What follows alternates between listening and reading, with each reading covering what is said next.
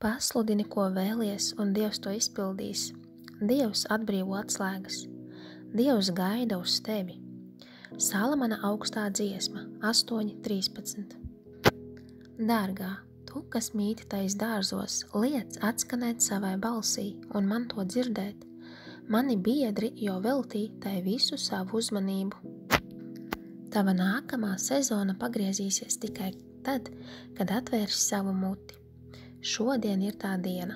Jesajas 22, 20-24. Un tad notiks tanī dienā, ka es aicināšu savu kalpu Eljakīmu un Hilkijas dēlu, es viņu apģērbšu ar tavu amata tērpu un apjozīšu ar tavu jostu un nodošu tavu amatu viņu rokā, lai viņš top par tēvu Jeruzalemes iedzīvotājiem un Jūdas namam. Un es likšu Dāvida nama atslēgu uz viņa pleciem, un viņš atvērs, un neviens neaizvērs, un viņš aizslēgs, un neviens neatslēgs. Un es iedzīšu viņu kā vadzi stiprā vietā, un viņš būs par goda krēslu savam tēva namam.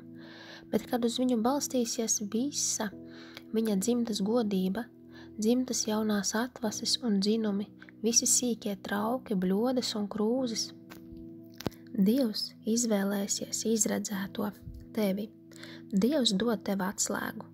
Mateja 16.19.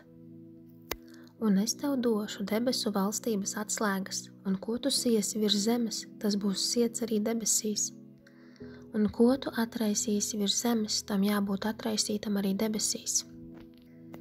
Tu iepriekš karoji ar zobenu, bet tagad pacel atslēgu.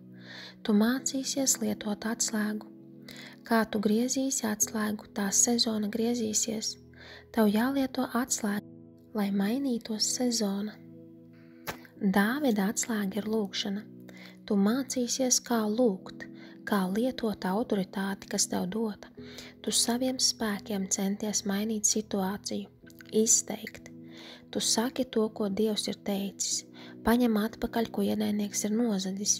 Tev nav autoritāte kritizēt, sodīt. Tev ir autoritāte lūgt. Jēzu paņem nost aprunāšanu, cīņas, greizsirdību, skaudību, elpo, atbrīvo no ļaunā. Šodien ir tā diena. Tava sezona mainās. Atver savu muti. Nekas nemainīsies, ja neatvērsi muti. Demoniem ir jādzird tava balss, arī eņģeļiem, kas darbojas tavā labā. Domās lūgt, tas nedarbosies. Runās skaļi, tad viss mainīsies.